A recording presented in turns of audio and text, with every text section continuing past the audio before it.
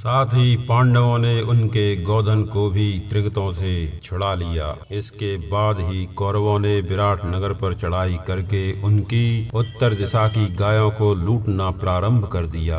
इसी अवसर पर किरीटधारी अर्जुन ने अपना पराक्रम प्रकट करके संग्राम भूमि में संपूर्ण कौरवों को पराजित कर दिया और विराट के गोधन को लौटा दिया। पांडवों के पहचाने जाने पर राजा विराट ने अपनी पुत्री उत्तरा शत्रुघाती सुभद्रा नंदन अभिमन्यु से विवाह करने के लिए पुत्र वधू के रूप में अर्जुन को दी। इस प्रकार इस चौथे विराट पर्व की सूची का विस्तार पूर्वक वर्णन किया गया। पर महर्षि व्यास जी महाराज ने इस पर्व में गिनकर 67 अध्याय रखे हैं। अब तुम मुझसे श्लोकों की संख्या सुनो। इस पर्व में 2050 श्लोक वेद वेत्ता महर्षि वेदव्यास जी ने कहे हैं। इसके बाद 5वां उद्योग पर्व समझना चाहिए। अब तुम उसकी विषय सूची सुनो। जब पांडव उपप्लव्य नगर में रहने लगे तब दुर्योधन और अर्जुन विजय की आकांक्षा से भगवान श्री कृष्ण के पास उपस्थित हुए। दोनों ने ही भगवान श्री कृष्ण से प्रार्थना की कि आप इस युद्ध में हमारी सहायता कीजिए। इस पर महामना श्री कृष्ण ने कहा, दुर्योधन और अर्जुन तुम दोनों ही श्रेष्ठ पुरुष हो। मैं स्वयं युद्ध न करके एक का मंत्री बन जाऊंगा और दूसरे को एक अक्षौहिणी सेना दे दूंगा। अब तुम ही दोनों निश्चय करो कि किसे क्या दूं। अपने स्वार्थ के संबंध में अनजान एवं खोटी बुद्धि वाले दुर्योधन ने एक अक्षौहिणी सेना मांग ली और अर्जुन ने यह मांग की कि श्री कृष्ण युद्ध भले ही न करें परंतु मेरे मंत्री बन जाएं। मद्र देश के अधिपति राजा शल्य पांडवों की ओर से युद्ध करने आ रहे थे, परंतु दुर्योधन ने मार्ग में ही उपहारों से धोखे में डालकर उन्हें प्रसन्न कर लिया और उन वरदायक नरेश से यह वर मांगा कि मेरी सहायता कीजिए। शल्य ने दुर्योधन से सहायता की प्रतिज्ञा कर ली। इसके बाद वे पांडवों के पास गए और बड़ी शांति के साथ सब कुछ समझा बुझाकर सब बात कह दी। राजा ने इसी प्रसंग में इंद्र की विजय की कथा भी सुनाई। पांडवों ने अपने पुरोहित को कौरवों के पास भेजा। धृतराष्ट्र ने पांडवों के पुरोहित के इंद्र विजय विषयक वचन को सादर श्रवण करते हुए उनके आगमन के औचित्य को स्वीकार किया। तत्पश्चात परम प्रतापी महाराज धृतराष्ट्र ने भी शांति की इच्छा से दूत के रूप में संजय को पांडवों के पास भेजा। जब धृतराष्ट्र ने सुना कि पांडवों ने श्री कृष्ण को अपना नेता चुन लिया है और वे उन्हें आगे करके युद्ध के लिए प्रस्थान कर रहे हैं, तब चिंता के कारण उनकी नींद भाग गई। वे रात भर जागते रह गए। उस समय महात्मा विदुर ने मनीषी राजा धृतराष्ट्र को विविध प्रकार से अत्यंत आश्चर्यजनक नीति का उपदेश किया है। वही विदुर नीति के नाम से प्रसिद्ध है। उसी समय महर्षि सनत्सुजात ने खिन्न चित्त एवं शोक विहल राजा धृतराष्ट्र को सर्वोत्तम अध्यात्म शास्त्र का श्रवण कराया। प्रातः काल राजसभा में संजय ने राजा धृतराष्ट्र से श्री कृष्ण और अर्जुन के एकात्म अथवा मित्रता का भली भांति वर्णन किया। इसी प्रसंग में यह कथा भी है कि परम दयालु सर्वज्ञ भगवान श्री कृष्ण दया भाव से युक्त हो शांति स्थापना के लिए संधि कराने के उद्देश्य से एवं हस्तिनापुर नामक नगर में पधारे। यद्यपि भगवान श्री कृष्ण दोनों ही पक्षों का हित चाहते थे और शांति के लिए प्रार्थना कर रहे थे, परंतु राजा दुर्योधन ने उनका विरोध कर दिया। इसी पर्व में दंभोद्भव की कथा कही गई है और साथ ही महात्मा मातलिका अपनी कन्या के लिए वर ढूंढने का प्रसंग भी है। इसके बाद महर्षि गालव के चरित्र का वर्णन है। साथ ही विदुला ने अपने पुत्र को जो शिक्षा दी है वह भी कही गई है। भगवान श्री कृष्ण ने कर्ण और दुर्योधन आदि की दूषित मंत्रणा को जानकर राजाओं की भरी सभा में अपने योगेश्वर्य का प्रदर्शन किया। भगवान श्री कृष्ण ने कर्ण को अपने रथ पर बैठाकर उसे पांडवों के पक्ष में आने के लिए अनेक युक्तियों से बहुत समझाया बुझाया, परंतु कर्ण ने अहंकारवश उनकी बात स्वीकार कर दी। शत्रुसूदन श्री कृष्ण ने हस्तिनापुर से उपप्लव्य नगर आकर जैसा कुछ वहां हुआ था सब पांडवों को कह सुनाया। शत्रुघाती पांडव उनके वचन सुनकर और क्या करने में हमारा हित है यह परामर्श करके युद्ध संबंधी सब सामग्री जुटाने में लग गए। इसके पश्चात हस्तिनापुर नामक नगर से युद्ध के लिए मनुष्य, घोड़े, रथ और हाथियों की चतुरंगिणी सेना ने कूच किया। इसी प्रसंग में सेना की गिनती की गई है। फिर यह कहा गया है कि शक्तिशाली राजा दुर्योधन ने दूसरे दिन प्रातः काल से होने वाले महायुद्ध के संबंध में उलूक को दूत बनाकर पांडवों के पास भेजा।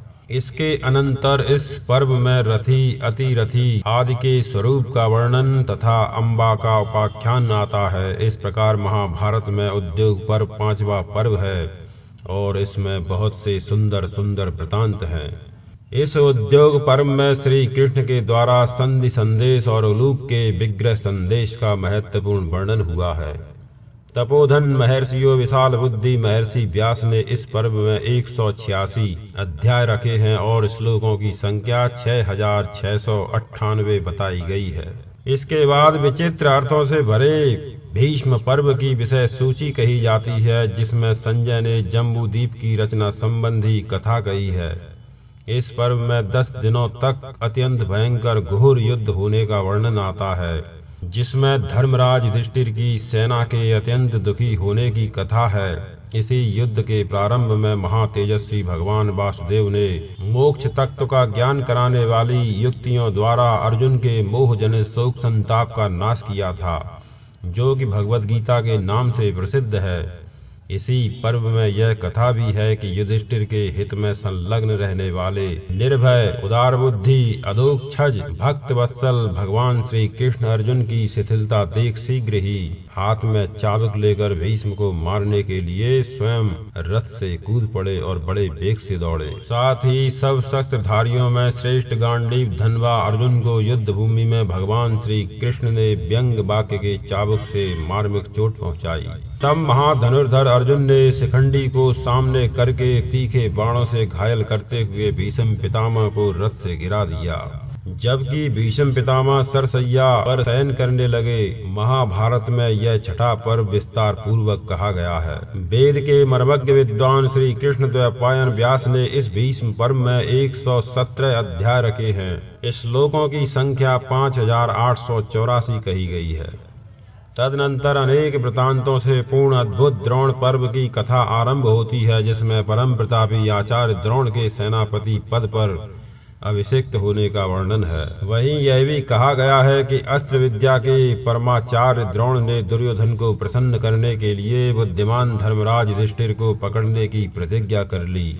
इसी पर्व में यह बताया गया है कि संसप्तक योद्धा अर्जुन को रणांगण से दूर हटा ले गए। वहीं यह कथा भी आई है कि ऐरावत वंशी सुप्रतीक नामक हाथी के साथ महाराज भगदत्त भी, जो युद्ध में इंद्र के समान थे, किरीटधारी अर्जुन के द्वारा मौत के घाट उतार दिए गए। इसी पर्व में यह भी कहा गया है कि सूरवीर बालक अभिमन्यु को, जो अभी जवान भी नहीं हुआ था और अकेला था, जयद्रथ आदि बहुत से विश्व विख्यात महारथियों ने मार डाला। अभिमन्यु के वध से कुपित होकर अर्जुन ने रणभूमि में 7 अक्षौहिणी सेनाओं का संहार करके राजा जयद्रथ को भी मार डाला। उसी अवसर पर महाबाहु भीमसेन और महारथी सात्यकी धर्मराज युधिष्ठिर की आज्ञा से अर्जुन को ढूंढने के लिए कौरवों की उस सेना में घुस गए, जिसकी मोर्चेबंदी बड़े बड़े देवता भी नहीं तोड़ सकते थे। अर्जुन ने संसप्तकों में से जो बच रहे थे उन्हें भी युद्ध भूमि में निःशेष कर दिया।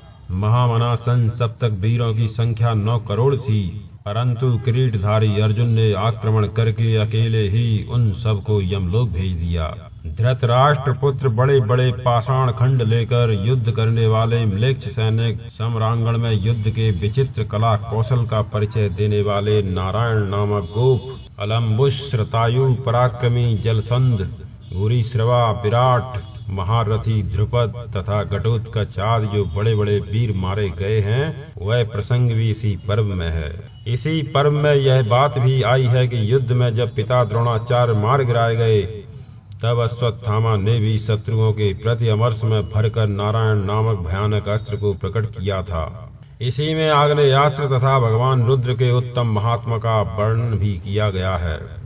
व्यास जी के आगमन तथा श्री कृष्ण और अर्जुन के महात्म की कथा भी इसी में है। महाभारत में यह 7वां महान पर्व बताया गया है। कौरव पांडव युद्ध में जो नर श्रेष्ठ नरेश सूरवीर बताए गए हैं, उनमें से अधिकांश मारे जाने का प्रसंग इस द्रोण पर्व में ही आया है। तत्वदर्शी पराशर नंदन मुनिवर व्यास ने भली भांति सोच विचार कर द्रोण पर्व में 170 अध्यायों और 8,909 श्लोकों की रचना एवं गणना की है।